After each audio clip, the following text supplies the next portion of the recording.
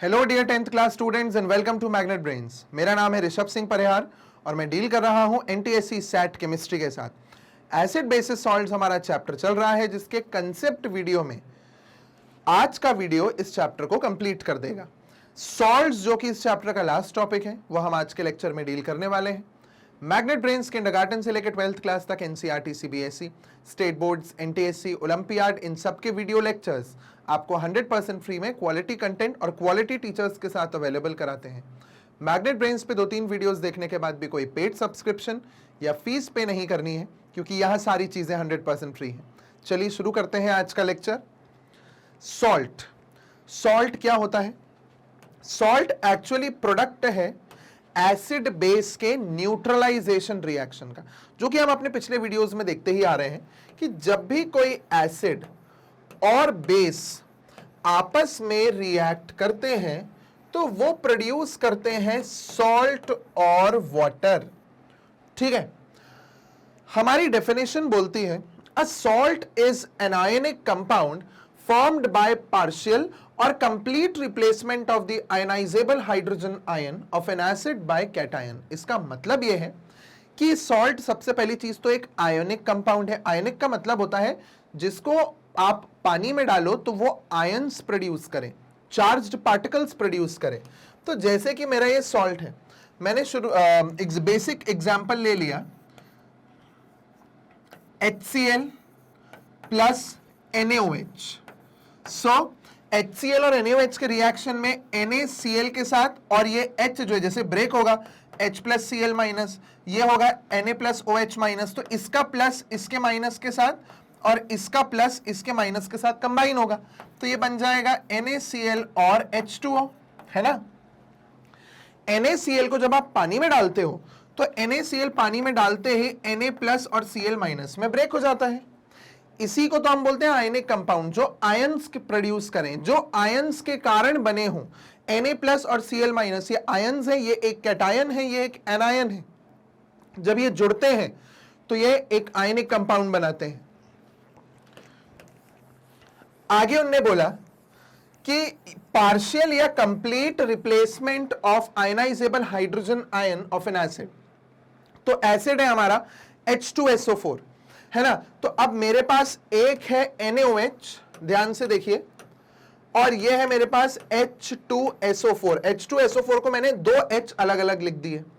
अब देखिए क्या होगा, अगर सिर्फ एक H प्लस निकले, ये तो Na प्लस और OH माइनस में ब्रेक होगा, एक H प्लस हट गया तो मैं यहां से एक H प्लस को हटा देता हूं, ठीक है, और इसका Na ये भी तो प्लस है, इसको यहां लगा देता हूं।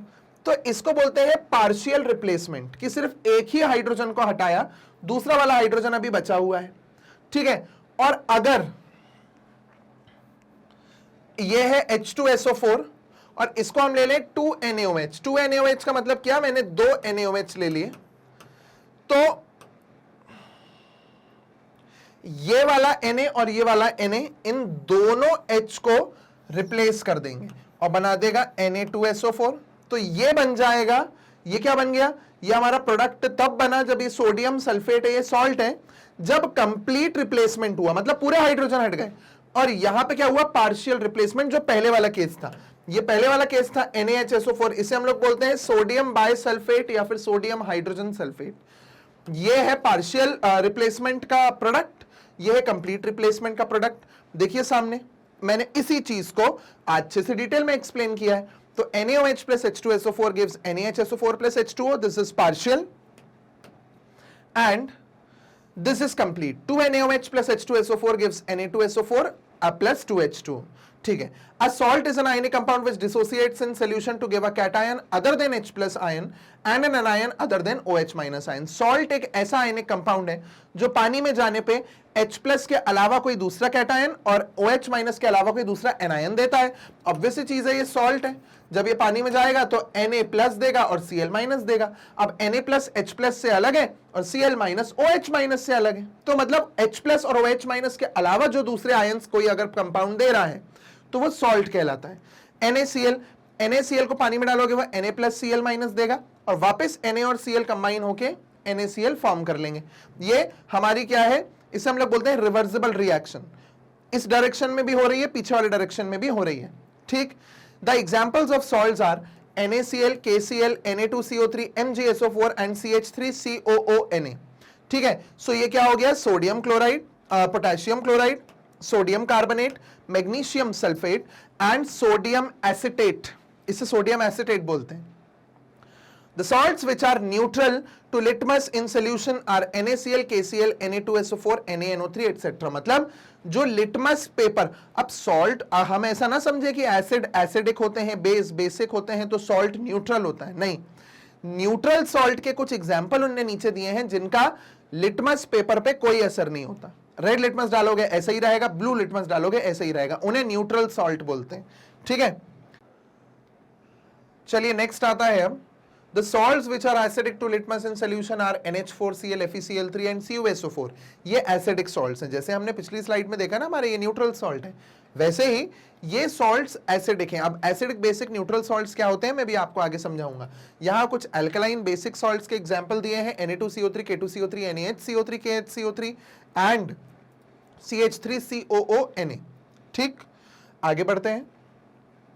Sea water tastes salty due to the presence of salts such as NaCl, KCl, CaCl2, MgCl2 etc. ये salts जो है वो समुद्र के पानी में होते हैं। The major constituent of sea water is sodium chloride, और majorly हमारे सोडियम क्लोराइड जो है वो प्रेजेंट होता है सी में। Common salt is prepared by the evaporation of sea water and purification of crude salt. जो crude salt हमें जो सीधा खड़ा नमक मिलता है उसमें से सोडियम क्लोराइड को हम लोग निकालते हैं, ठीक। और वैसे ही सोडियम क्लोराइड हमको समुद्र में से कैसे मिलता है, पानी को इवेपोरेट करा के, और सॉल्ट नीचे रह जाता है। अब आते हैं salts are of various type, acidic salt, basic salts और नॉर्मल सॉल्ट्स। नॉर्मल सॉल्ट्स को हम लोग न्यूट्रल सॉल्ट्स भी बोलते हैं। आगे मैंने न्यूट्रल सॉल्ट्स की हेडिंग डाली हुई है।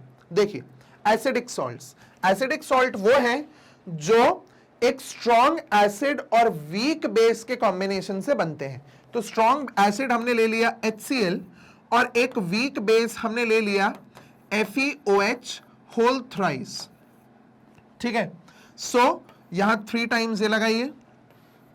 अब ये स्ट्रॉन्ग एसिड है, ये वीक बेस है, तो एसिड का इंफ्लुएंस ज्यादा होगा, तो ये जो H है वो तो OH के साथ जाएगा और बना लेगा H2O। कितने H2O? 3H2O। 3 ही जा रहा है क्या? 3H2O मतलब हमारे हाइड्रोजन 3 और 3 6 हो गए, तो 3 2 6 और 3 ऑक्सीजन बैलेंस्ड है। फिर FeCl3, तो ये हमारे बन गए salt and water. So example तो हमने पीछे देख ही लिए थे एसिडिक सॉल्ट्स के। तो एसिडिक सॉल्ट्स वो हैं जो एक स्ट्रॉन्ग एसिड और वीक बेस के कॉम्बिनेशन से बनते हैं। तो ये एक स्ट्रॉन्ग एसिड है और ये वीक बेस है, और ये बना है हमारा एसिडिक सॉल्ट। आगे neutral salt, a salt formed by the reaction between a strong acid and a base or a weak acid and a base. इसका मतलब क्या कि जब स्ट्रॉन्ग एसिड और स्ट्रॉन्ग बेस मिलता है तो न्यूट्रल सॉल्ट बनता है, क्योंकि दोनों की स्ट्रेंथ बराबर होती है ना, क्योंकि दोनों की स्ट्रेंथ बराबर है, स्ट्रॉन्ग एसिड स्ट्रॉन्ग बेस, है ना। मैं आगे वाटर नहीं लिख रहा हूं क्योंकि हमको पता है कि वाटर बाय डिफॉल्ट अभी आ ही रहा है ना। तो मैं मेन सॉल्ट के बारे में बता रहा हूं। स्ट्रॉन्ग एसिड स्ट्रॉन्ग बेस, वैसे ही वीक एसिड और वीक बेस मिलके भी सेम चीज बनाएंगे, न्यूट्रल सॉल्ट, है ना।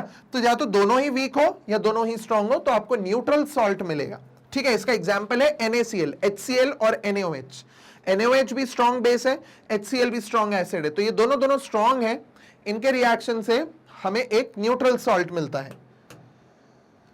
बेसिक सॉल्ट्स क्या होते हैं? जिसमें बेस स्ट्रॉन्ग हो, एक वीक एसिड हो और स्ट्रॉन्ग बेस हो, तो बेस का इंफ्लुएंस सॉल्ट पे ज्यादा होता है। तो यहां पे क्या हो गया, जैसे हमने ले लिया NaOH प्लस H2CO3, है ना। तो क्या बना NaOH और H2CO3 में? NaHCO3 प्लस H2O, ये NaHCO3 सोडियम बाइकार्बोनेट, ये एक बेसिक सॉल्ट है, ठीक है। बाकी एग्जांपल्स हमने पीछे के स्लाइड्स में देखे हुए हैं एसिडिक, बेसिक और न्यूट्रल सॉल्ट्स के, ठीक। Family of salts on the basis of basis used, ठीक है। सोडियम सॉल्ट, सोडियम सॉल्ट्स वो सॉल्ट्स हैं जहां सोडियम हाइड्रोक्साइड बेस हो और देखो सब में सोडियम है, NaCl, Na2CO3, NaNO3, Na2SO4, CH3COO Na and COO Na whole twice. This is sodium chloride, sodium carbonate, sodium nitrate, sodium sulfate, sodium acetate and sodium oxalate. Next है potassium salt, बिल्कुल वैसे के वैसे ऊपर के जैसे देखो आप, नीचे भी वही सेम सॉल्ट्स दिए हैं, potassium chloride, potassium carbonate, potassium nitrate, potassium cyanide, potassium sulphate, potassium acetate, potassium oxalate. फिर आते हैं ammonium salts, ammonium chloride, ammonium carbonate, ammonium nitrate, ammonium sulphate, ammonium bromide. ठीक। कैल्शियम सॉल्ट्स, कैल्शियम सॉल्ट्स में calcium hydroxide या calcium oxide को base के रूप में यूज किया है, calcium chloride, calcium carbonate, calcium sulphate, calcium acetate and calcium oxalate. ये हो गए हमारे कैल्शियम के सॉल्ट्स। तो क्योंकि आपने यहाँ पे बेस ही CaOH होल ट्वाइस लिया है तो कैल्शियम सॉल्ट्स तो बनेंगे ही, है ना। ये हमारे बेस के बेसिस पे सॉल्ट्स हो गए। फिर मैग्नीशियम सॉल्ट्स की फैमिली है और फिर कॉपर सॉल्ट्स की फैमिली है, बिल्कुल सिमिलर वे में। ठीक है, समझ आया। This is copper sulphite and this is copper sulphate. ठीक है, आगे बढ़ते हैं। इसी तरह से जैसे यहां पे हमने देखे ना अभी बेसिस के बेस पे था, वैसे एसिड के बेसिस पे भी होता है। अगर हमने कभी HCl को यूज किया है तो हमारे क्लोराइड सॉल्ट्स बनते हैं। अगर आप H2SO4 को यूज कर लोगे तो हमारे सल्फेट सॉल्ट्स बनेंगे, सारे सल्फेट सॉल्ट्स। अगर आप HNO3 को यूज कर लोगे तो हमारे सारे नाइट्रेट सॉल्ट्स बनेंगे। ठीक है, सो ये सॉल्ट्स हैं, सॉल्ट्स। ऐसे एसिड के बेसिस पे भी अगर आपने HCl लिया है तो कोई ऑप्शन नहीं है ना, सॉल्ट में Cl तो आएगा ही। तो इसमें एग्जांपल्स क्या हो जाएंगे, NaCl, KCl, MgCl2, CaCl2, AlCl3, FeCl3, मतलब सारे ClCl क्लोराइड सॉल्ट्स। ऐसे ही इसमें सब में SO4 होगा, CaSO4, CuSO4, MgSO4, Na2SO4, K2SO4, Li2SO4, और ऐसे ही HNO3 में सारे नाइट्रेट्स होंगे। So NaNO3, KNO3, MgNO3 whole twice, AlNO3 whole thrice, FeNO3 whole thrice, ये सब नाइट्रेट सॉल्ट्स हैं। ठीक, आगे common salt a raw material for chemicals. अब कॉमन सॉल्ट के बारे में पढ़ते हैं। An important normal salt is sodium chloride formed by the reaction of dilute NaOH and dilute HCl. काफी common reaction. It is known as common salt. It occurs in nature as large brown crystals due to the presence of various impurities. This natural brown salt is known as rock salt. इसे rock salt बोलते हैं क्योंकि nature में थोड़ा सा brownish form में ये मिलता है, उसमें impurities होती हैं। Iodized salt is prepared by mixing a small amount of potassium iodide with common salt. थोड़ा सा पोटेशियम आयोडाइड आप कॉमन सॉल्ट के साथ मिला दोगे तो आपका नमक आयोडीन युक्त नमक कहलाएगा, मतलब आयोडाइज्ड सॉल्ट कहलाएगा, जिससे हमें क्या होता है, गॉइटर नाम की एक डिजीज होती है, GOITRE। वो गॉइटर नाम की डिजीज जो है, जो थायराइड ग्लैंड से रिलेटेड है ना। आयोडीन क्यों चाहिए होता है हमारी बॉडी को, ताकि थायराइड ग्लैंड उस आयोडीन को यूज करके थायरॉक्सिन हार्मोन का प्रोडक्शन कर पाए। और थायरॉक्सिन हार्मोन का काम क्या होता है, उसका काम है metabolism of carbohydrate, fat and protein. Thyroid gland कहां मिलता है, नेक रीजन में मिलता है। It is a butterfly shaped gland. ठीक है, और अगर उसे आयोडीन प्रॉपर नहीं मिलता है तो उसकी फंक्शनिंग में प्रॉब्लम आती है और थायराइड ग्लैंड का एनलार्जमेंट हो जाता है। जब उसका एनलार्जमेंट होता है तो गर्दन इतनी सूज जाती है, परमानेंट सूज जाएगी फिर वो।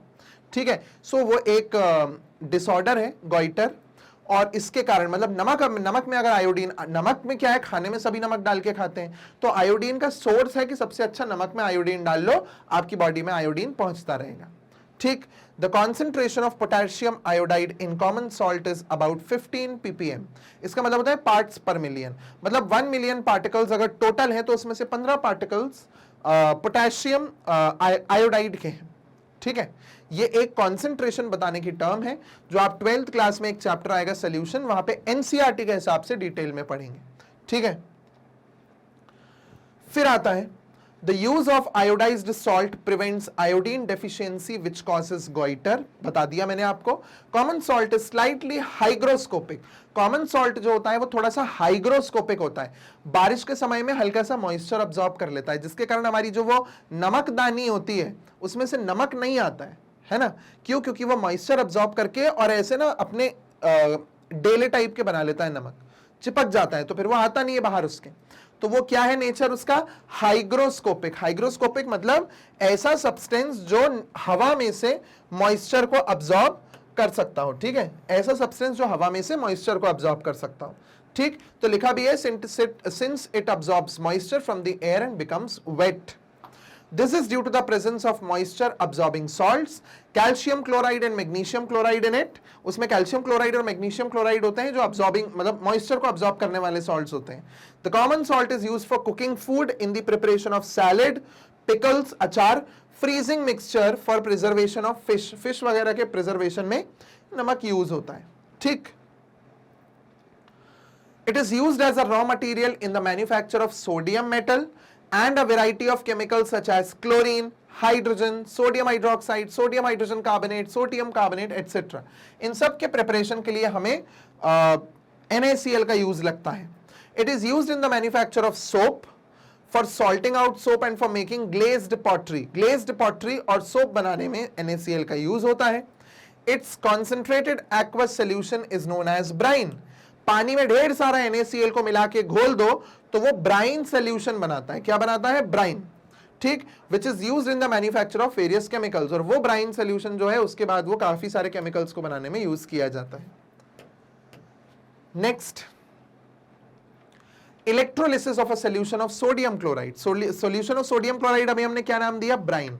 तो ब्राइन के सोल्यूशन का इलेक्ट्रोलिसिस, इलेक्ट्रोलिसिस समझते हो? उसके थ्रू जब आप इलेक्ट्रिसिटी पास करोगे तो लिसिस होगा, ब्रेकडाउन होगा, और ब्रेकडाउन के बाद कुछ प्रोडक्ट्स बनेंगे। तो देखिए क्या होता है, NaCl को पानी में मिलाया, जैसे ही उसमें इलेक्ट्रिसिटी पास कराई, मतलब एरो के ऊपर इलेक्ट्रिसिटी है ना, ये एरो जो है इसके ऊपर इलेक्ट्रिसिटी, सो इलेक्ट्रिसिटी जैसे ही पास कराई, 2NaOH sodium hydroxide, Cl2 chlorine gas और H2 हाइड्रोजन गैस हमें मिली, ठीक है। सो ये प्रोसेस में ये जो बना है ना NaOH, इसको हम लोग बोलते हैं कॉस्टिक सोडा। ये कॉस्टिक सोडा है, बन गया है, ठीक है। अब ध्यान से देखिएगा, इस प्रोसेस का नाम होता है क्लोर एल्कली प्रोसेस। इसका नाम क्लोर एल्कली प्रोसेस क्यों होता है वो देखिए। क्लोर का मतलब होता है क्लोरीन, एल्कली का मतलब होता है NaOH। सो NaOH एक एल्कली है ना, पानी में डिसॉल्व होने वाला बेस, तो क्लोरीन और NaOH के कारण क्लोर एल्कली इसको बोला गया है। ऐसी प्रोसेस जिसमें क्लोरीन और एल्कली बन रहा हो, that is chlor alkali process. So it is so called because chlor stands for chlorine and alkali stands for sodium hydroxide, ठीक है। और ये क्लोर एल्कली प्रोसेस है जिसमें NaCl का, ये इसको पानी में NaCl को हम लोग बोलते हैं ब्राइन। पानी में क्या बोलते हैं इसको? Brine, clear. In the chlor-alkali process of manufacture of sodium hydroxide, the major product is sodium hydroxide and the byproducts are hydrogen and chlorine gas. Hydrogen is usually sold to nearby vegetable ghee and margarine industries. Vegetable ghee वगैरह बनाना, और margarine जो है वो क्या है? That is also a synthetic oil। पहले वो animal fat से बना करता था, आजकल वो vegetable oil को use करके बनाया जाता है, ठीक है। अब ये पूरी जो हमारी स्लाइड है इसमें क्या दिया हुआ है? NaCl के इलेक्ट्रोलिसिस से NaOH, Cl2 और H2 बने और उनके यूजेस। तो मेरा एक ऐसा सजेशन होगा कि आप ये जो पूरी स्लाइड है जहां पे यहां देखिए NaCl एक्वस का मतलब ही होता है पानी में मिला हुआ है, ठीक है। उसका इलेक्ट्रोलिसिस हुआ, NaOH के ये यूजेस हैं, एल्कली उसके प्रोडक्ट के यूजेस हैं, ये क्लोरीन गैस के यूज हैं या हाइड्रोजन के यूज हैं। आप इसका एक स्क्रीनशॉट ले लीजिए और फिर इसको मेमोराइज कर लीजिए। मेमोराइज तो देखिए करना पड़ेगा, है ना। सो इसका एक स्क्रीनशॉट आप पूरे फुल स्लाइड का ले सकते हैं। Next, bleaching powder. चलिए अब हम एक एक करके सॉल्ट्स को देखते हैं। ब्लीचिंग पाउडर जो होता है उसका केमिकल फॉर्मूला होता है CaOCl2। हमारी एनसीईआरटी के हिसाब से CaOCl2 उसका फॉर्मूला होता है, जो कि बनता कैसे है? This is the method of preparation. Slaked lime में क्लोरीन गैस पास करा दो, ड्राई स्लेक्ड लाइम में क्लोरीन गैस पास करा दो तो ब्लीचिंग पाउडर बन जाएगा, क्लियर। यूजेस, डिसइंफेक्टेंट और जर्मिसाइड की तरह, जर्म्स को मारने के लिए। स्विमिंग पूल्स वगैरह में भी यूज होता है ब्लीचिंग पाउडर, ठीक है। It is used for sterilization of drinking water, drinking water को स्टेरिलाइज करने के लिए, जर्म फ्री करने के लिए used to bleach cotton fiber, cotton fabrics in textile industry and wood pulp in paper industry. bleach करना मतलब कलर हटा देना. कलर किसी भी चीज से अगर आपको हटाना हो तो आप उसमें ब्लीचिंग पाउडर डाल सकते हैं. It is used as an oxidizing agent, और एक ऑक्सीडाइजिंग एजेंट की तरह ये यूज होता है. These are the uses. The raw material required. अब अच्छा एक चीज, Solvay process, heading change है. Solvay process for manufacture of baking soda and washing soda. Baking soda और washing soda को बनाने के लिए ये Solvay process है. अब जो हम पढ़ेंगे, the raw material required in the manufacture of baking soda and washing soda by Solvay process are sodium chloride लगता है हमको ब्राइन के फॉर्म में, अमोनिया लगता है, ammonia is what, NH3, and limestone लगता है CaCO3. अब आप ये सोचोगे कि लाइमस्टोन क्यों लग रहा है. लाइमस्टोन से हम लोग कार्बन डाइऑक्साइड लेते हैं, इसको हीट करते हैं ना, हीट करने पे ये डिकम्पोज होकर कार्बन डाइऑक्साइड प्रोड्यूस करती है. ठीक, तो देखिए, in this process ammonia gas is bubbled through brine to produce ammoniacal brine. Ammonia gas को हमने ब्राइन के थ्रू बबल किया, इससे अमोनिकल ब्राइन बन गया. ठीक है, NaCl plus NH3 plus H2O plus CO2 gives, मतलब ये गिव्स वाला पार्ट है नीचे से, है ना, एरो के बाद, NaHCO3 प्लस NH4Cl. तो हमारा sodium chloride, ammonia, this is ammoniated brine. Ammonia, ये अमोनिएटेड ब्राइन का मतलब क्या होता है, अमोनिया मिलाया हुआ है हमने NaCl के सोल्यूशन में. सो अमोनिया और NaCl को मिलाया, H2O और CO2 तो था ही, अब NaHCO3 सोडियम हाइड्रोजन कार्बोनेट बन गया और अमोनियम क्लोराइड हमें मिला. ठीक है, दिस इज आवर मेन, ये हमारा मेन है, बेकिंग सोडा बोलते हैं इसको. ठीक है, NaHCO3 is called baking soda. Now dry sodium hydrogen carbonate is heated strongly to obtain sodium carbonate. ये तो बेकिंग सोडा मिल ही गया मुझे, यहां पे बेकिंग सोडा मिल गया. अब आगे बेकिंग सोडा का मैं एक आपको रिएक्शन बता रहा हूं कि बेकिंग सोडा को जब भी आप हीट करते हो ना, जब भी आप उसे हीट करते हो तो you get Na2CO3, H2O and CO2. CO2 तो हमें मतलब मिलनी ही है. किसी भी कार्बोनेट को हीट कर दो या किसी भी कार्बोनेट को एसिड के साथ रिएक्ट करा दो, ये गैस तो पक्की है निकलना. ठीक है, so whenever you heat NaHCO3 you get Na2CO3. Sodium hydrogen carbonate को हीट करने पे सोडियम कार्बोनेट बनता है, H2O बनता है, CO2 बनता है. ठीक, we get CO2, carbon dioxide gas. The recrystallization of sodium carbonate, मतलब अभी पहले मैंने बेकिंग सोडा बनाया, फिर बेकिंग सोडा को हीट करा तो मुझे Na2CO3 मिला. अब इस Na2CO3 का अगर आप रिक्रिस्टलाइजेशन कर देते हो तो पानी के साथ, पानी में मिलाओगे तो you will get washing soda which is Na2CO3 dot 10H2O. और ये जो Na2CO3 के साथ जो ये डॉट लगा है, ये मैथ्स वाला डॉट नहीं है जिसमें मल्टीप्लाई मतलब जिसका होता है, इसका मल्टीप्लिकेशन मतलब नहीं, इसका मतलब यह है कि एक मॉलिक्यूल ऑफ, एक formula unit of Na2CO3 contains 10 water molecules. एक Na2CO3 की फॉर्मूला यूनिट के साथ 10 वाटर मॉलिक्यूल्स जुड़े हुए हैं साथ में, तब जाके उसने वो सॉल्ट का क्रिस्टल बनाया है. तो इसे, ये जो डॉट के बाद वाटर कुछ मॉलिक्यूल्स लगे मिलेंगे, अभी हमें आगे बहुत सारे सॉल्ट्स में ये चीज मिलेगी, तो इसे हम लोग बोलते हैं वाटर ऑफ क्रिस्टलाइजेशन. क्या बोलते हैं, वाटर ऑफ क्रिस्टलाइजेशन. ओके, आगे carbon dioxide required in this process. ये वॉशिंग सोडा वाला तो बता ही दिया मैंने आपको, Na2CO3 plus 10H2O gives Na2CO3 dot 10H2. पानी में मिलाया ना हमने उसको, तो हमें वॉशिंग सोडा मिल गया वॉशिंग सोडा, पहले ही मिल गया था बेकिंग सोडा. अब carbon dioxide required in this process is obtained by heating limestone. ये हमारा वो लाइमस्टोन का यूज है जो मैंने आपको ऑलरेडी वहीं पे बता दिया था जहां पे रॉ मटेरियल्स लिखे हुए थे. ठीक है, तो इस प्रोसेस में क्या मतलब, इस प्रोसेस में क्या होता है, कार्बन डाइऑक्साइड कहां से मिलती है हमें, CaCO3 कैल्शियम कार्बोनेट को, लाइमस्टोन को जब आप हीट करते हो तो you get calcium oxide and carbon dioxide gas. और ये कार्बन डाइऑक्साइड गैस को अभी मैंने यूज कर लिया NaHCO3 बनाने के लिए. ठीक है, ammonium chloride solution produced above is mixed with slaked lime and boiled with the help of steam coil to regenerate ammonia gas which is used again. और अमोनियम क्लोराइड सोल्यूशन में से आप क्या कर सकते हो, अमोनिया गैस को वापस निकाल सकते हो. So NH4Cl aqueous, slaked lime CaOH whole twice, solid और एक्वस दोनों फॉर्म में है. इसको जब मैंने बॉइलिंग करी तो बॉइलिंग करने पे CaCl2 calcium chloride, 2H2O water और NH3 अमोनिया गैस मुझे वापस मिल गई. इसका भी आप एक स्क्रीनशॉट ले लीजिए या कहीं नोट कर लीजिए पॉज करके वीडियो को, कि इस अमोनिया को हम वापस कैसे रिकवर कर सकते हैं अमोनियम क्लोराइड के कंपाउंड से. ठीक है, सो एक स्क्रीनशॉट या नोट कर लीजिए पॉज करके. नेक्स्ट, अब uses, it is used for the manufacture of soap, it is used for the manufacture of paper, soap paper in glass industry में इसका यूज होता है, टेक्सटाइल इंडस्ट्री में यूज होता है, पेट्रोलियम रिफाइनिंग में यूज होता है, बोरैक्स बनाने में यूज होता है। ये किसके यूजेस हैं? सब वॉशिंग सोडा के यूजेस हैं, ठीक है। उसके बाद सोडियम हाइड्रोक्साइड क्लीनिंग पर्पस के लिए यूज होता है, कपड़े धोने में यूज होता है, और एक लेबोरेटरी का रिएजेंट भी है ये। तो ये उसके यूजेस हैं, इनको भी आप नोट कर सकते हैं या स्क्रीनशॉट ले सकते हैं। मेमोराइज तो आपको करना ही पड़ेगा इसको, ठीक। थोड़ा पहले जाने से मैं आपको बेकिंग सोडा के भी कुछ यूजेस बता देता हूं, ठीक है। ये हमारे यहां पे बेकिंग सोडा के, ठीक है।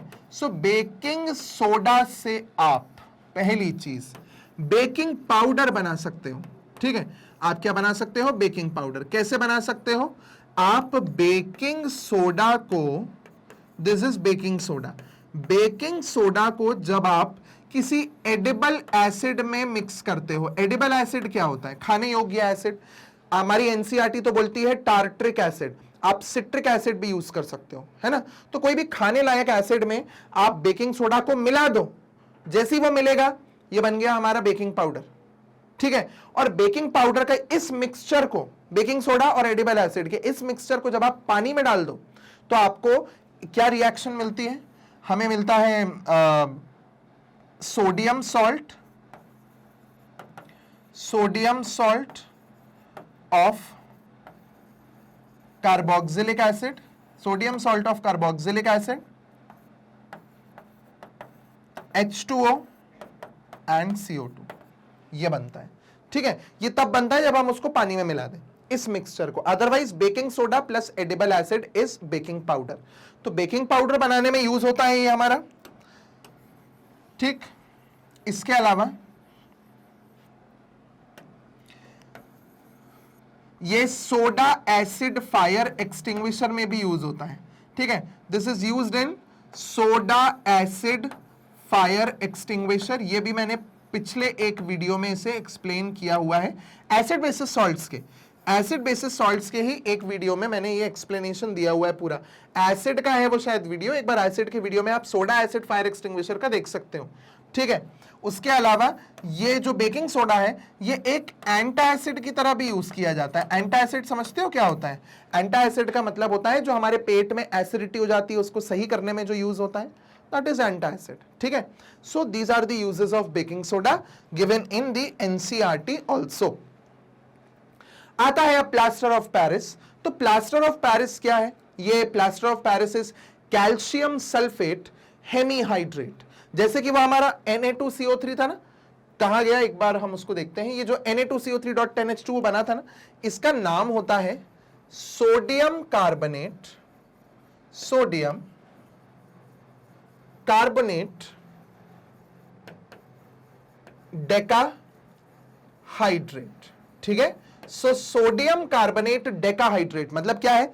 सोडियम कार्बोनेट 10 का डेका और H2O इज हाइड्रेट, ठीक है। तो सोडियम कार्बोनेट डेकाहाइड्रेट जो है ये इसका नाम है, केमिकल नेम है। और डेकाहाइड्रेट क्या है? वाटर के लिए H2O के लिए हाइड्रेट, और 10 मतलब डेका, ठीक।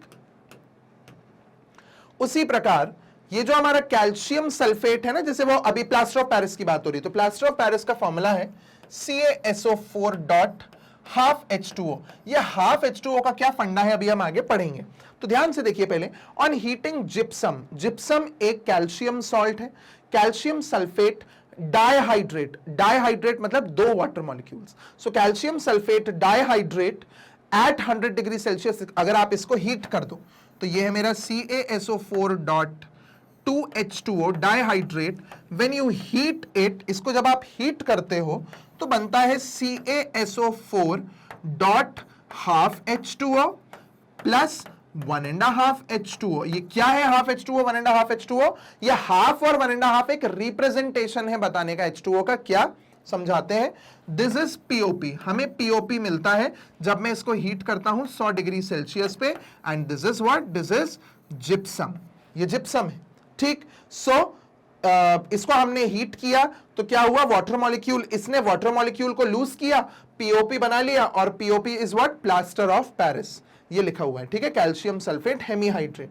When the powder of plaster of Paris is mixed with water, it absorbs water, it absorbs more water and changes back to gypsum. अब क्या होता है, एक चीज तो ये है, जिप्सम से पीओपी ऐसे बना सकते हो, और जो पीओपी है CaSO4 dot half H2O plus 1.5 H2O, मतलब अगर आपने प्लास्टर ऑफ पेरिस को पानी में मिला दिया तो आपको मिल जाएगा वापस से जिप्सम CaSO4 डॉट 2H2O। और जिप्सम एक हार्ड सब्सटेंस है, वो जो हाथ में प्लास्टर चढ़ता है ना कभी, जैसे कि फ्रैक्चर हो गया हाथ, तो हाथ में प्लास्टर चढ़ता है, तो वह हाथ में जो प्लास्टर चढ़ता है उसमें पहले क्या किया जाता है, पीओपी को पानी में मिला के हाथ पे लगा दिया जाता है, वो एक बार जब सूख गया तो वह जिप्सम बन जाता है। और जिप्सम एक हार्ड सॉलिड सब्सटेंस होता है, और जिप्सम, अब ऐसा नहीं है कि जिप्सम को आपने वापस पानी में डाल दिया तो वो पीओपी बन जाएगा, नहीं, जितना पानी पीओपी ले सकता था उतना लेके उसने जिप्सम बना लिया। अब जिप्सम को पानी में डालने में वो फिर से सॉफ्ट नहीं होगा, वो एक बार जम के हार्ड हो गया है तो वो हार्ड हो गया है, सॉफ्ट नहीं होगा। अब जिप्सम से पीओपी बनाने के लिए फिर आपको क्या करना पड़ेगा, हीटिंग करनी पड़ेगी 100 डिग्री पे, तब जाके वो आपको पीओपी मिलेगा।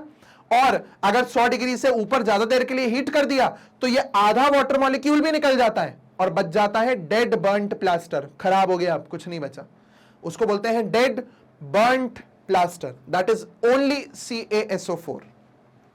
ठीक, सो जब भी हम उसमें पानी मिलाते हैं हमें जिप्सम मिलता है, but sets to a hard solid mass in about half an hour with slight expansion in volume, और थोड़ा सा फूल जाता है। Done. Its formula is written as CaSO4 dot half H2O because two formula unit of CaSO4 share one water molecule. Actual में plaster of Paris क्या है, CaSO4 ये 2 टाइम्स है और डॉट H2O है। तो हम क्या दिखा रहे हैं कि एक H2O एक्चुअल में 2 CaSO4 के बीच में बटा हुआ है, 2 CaSO4 के बीच में एक वाटर का मॉलिक्यूल बटा है।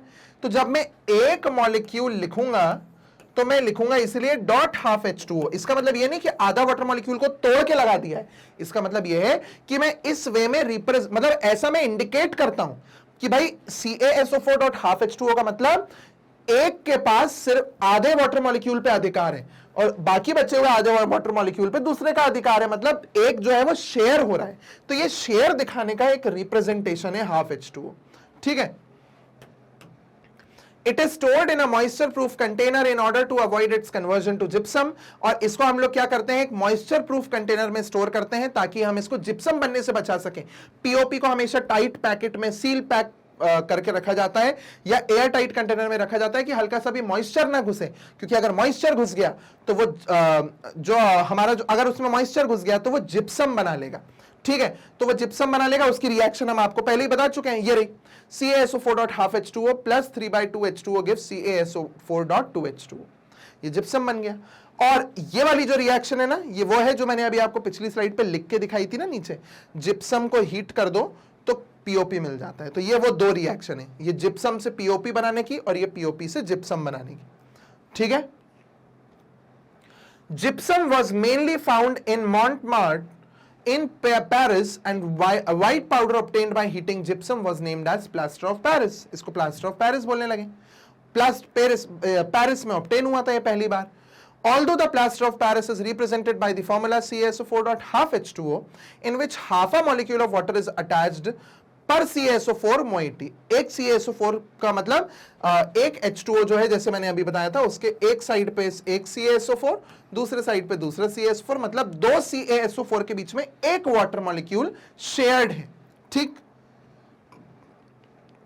in reality it is an interlaced compound in which one water molecule is bonded to 2 CaSO4 and is better represented as CaSO4 dot 2 H2O, यहां पे एक ट्वाइस आएगा CaSO4 whole twice dot H2O, ये उसका correct formula है। Clear?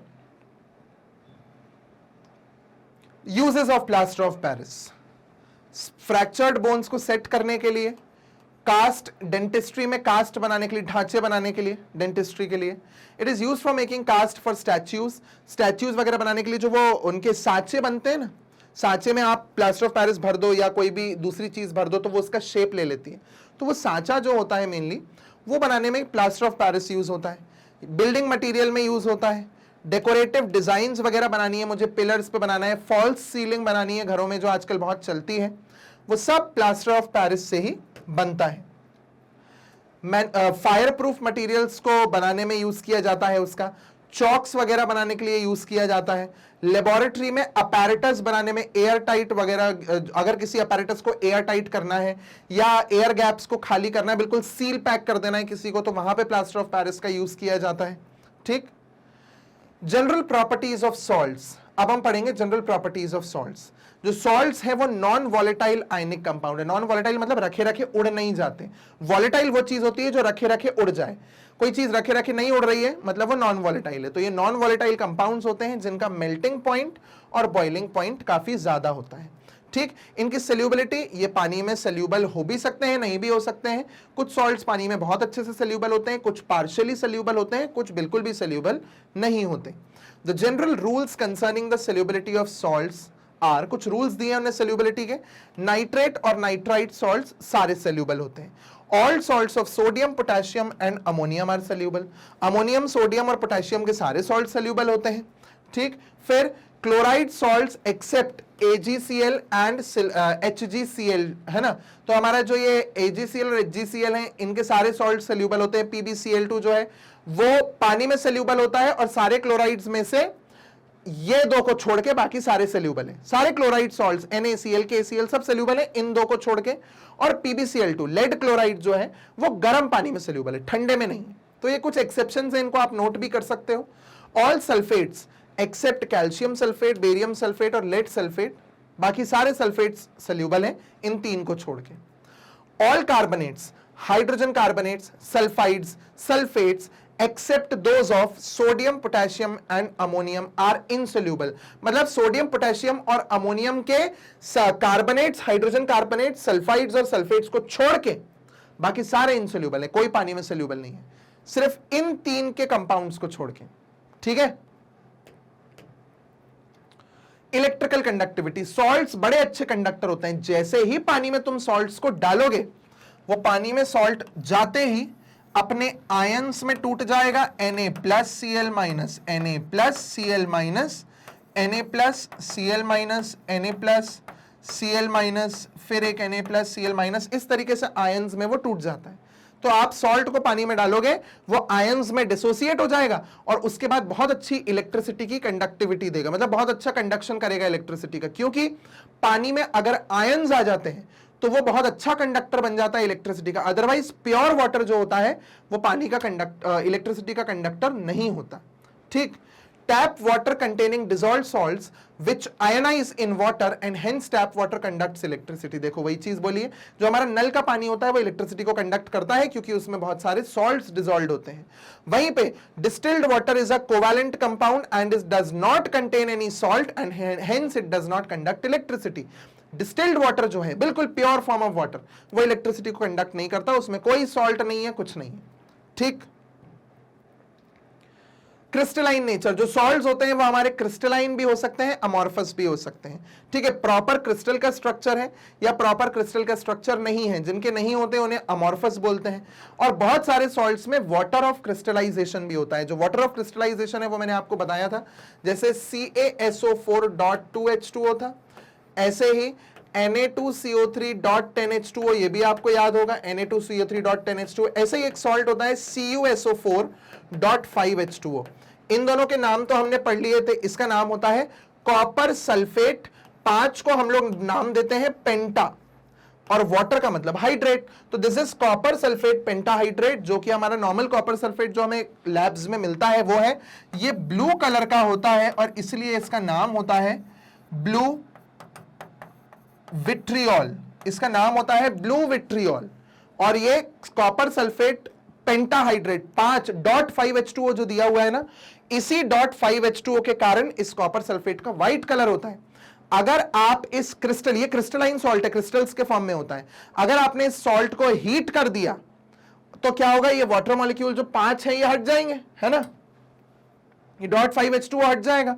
और जैसे ही वो .5H2O हटेगा, इसका जो ब्लू कलर था ना वो कलरलेस हो जाएगा, व्हाइट। कॉपर सल्फेट को आप हीट करो, पूरा .5H2O 5 वाटर मॉलिक्यूल्स निकल के उड़े, कॉपर सल्फेट हो गया व्हाइट कलर का, उसने अपना कलर लूज कर दिया और यहां तक कि बढ़िया क्रिस्टल स्ट्रक्चर भी उसने लूज कर दिया और अब वो अमॉर्फस हो गया, पूरा पाउडर, बिल्कुल पतला पाउडर, थिन पाउडर जैसा हो जाएगा, क्रिस्टल फॉर्म अपना लूज कर देगा अगर उसमें से वाटर निकल जाता है तो। और जैसे ही आप उसमें थोड़ा सा पानी की बूंदे फिर डालोगे कॉपर सल्फेट में, तो फिर से वो अपना ब्लू कलर ले लेगा और अपना क्रिस्टल स्ट्रक्चर फॉर्म कर देगा।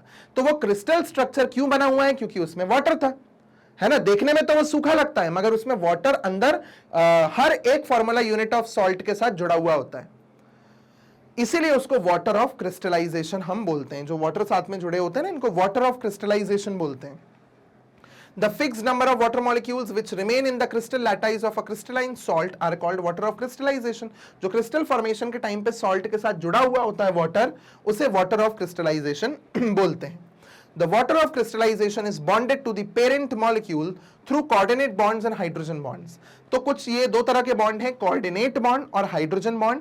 इन दो बॉन्ड्स जिनके बारे में आप हायर क्लासेस में और पढ़ेंगे, और साथ ही साथ में आप इसके बारे में फाउंडेशन कोर्स केमिस्ट्री जो मैग्नेट ब्रेन्स के IIT JEE नीट चैनल पे भी चल रहा है, तो वो IIT JEE नीट चैनल वाला जो मैग्नेट ब्रेन्स का चैनल है उसमें फाउंडेशन केमिस्ट्री एक कोर्स चलता है, वो खास करके 9th और 10th क्लास के स्टूडेंट्स के लिए ही है। तो उसमें भी कोऑर्डिनेट बॉन्ड और हाइड्रोजन बॉन्ड्स को एक्सप्लेन किया है। तो अगर आपको पढ़ना हो तो वहां पे आप कोऑर्डिनेट केमिकल बॉन्डिंग नाम का एक चैप्टर है, वो हमने कवर कर दिया है। तो उस केमिकल बॉन्डिंग के चैप्टर का सबसे पहला वीडियो जो है उसमें कोऑर्डिनेट बॉन्ड और हाइड्रोजन बॉन्ड दोनों एक्सप्लेन किए हैं, आप वहां जाके उसे समझ सकते हैं, ठीक है। तो वाटर ऑफ क्रिस्टलाइजेशन जो है वो मेन सॉल्ट का जो मॉलिक्यूल होता है ना, उससे कोऑर्डिनेट बॉन्ड और हाइड्रोजन बॉन्ड से जुड़ा होता है, ठीक। Water of crystallization can usually be removed from a crystalline salt by heating the salt at 100 degree.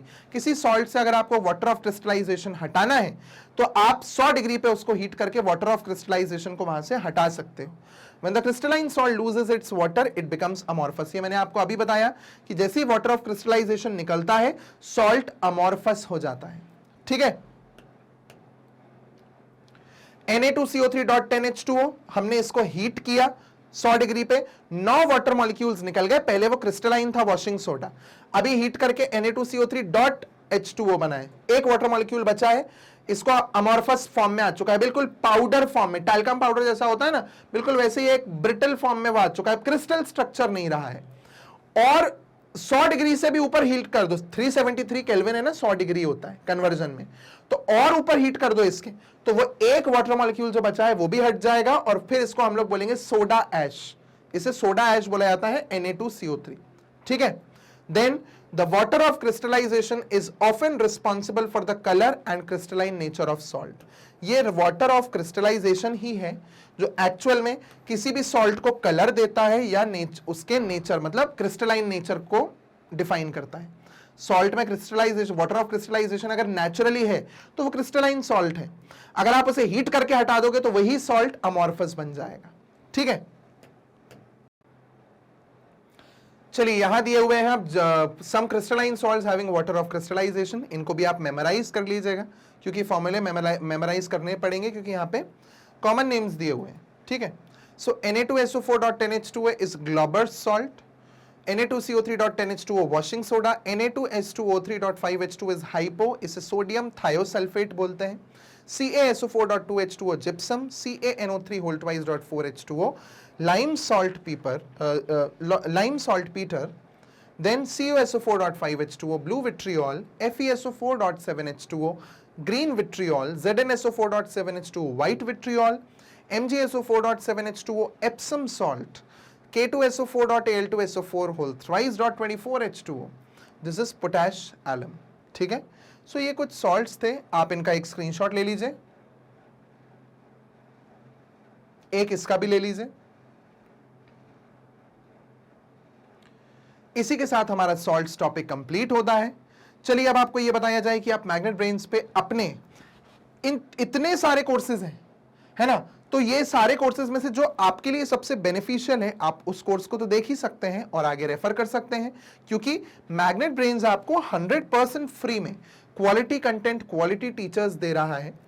3 तरीके हैं अपने वीडियोस को देखने का, एक है यूट्यूब चैनल, दूसरा है मोबाइल ऐप और तीसरा है उसकी वेबसाइट, ऑफिशियल वेबसाइट। सो www.magnetbrains.com official website, mobile app तो मैग्नेट ब्रेन्स के नाम से मिल ही जाना है, और यूट्यूब पे चैनल है मैग्नेट ब्रेन्स का, आप उस पर जा सकते हैं।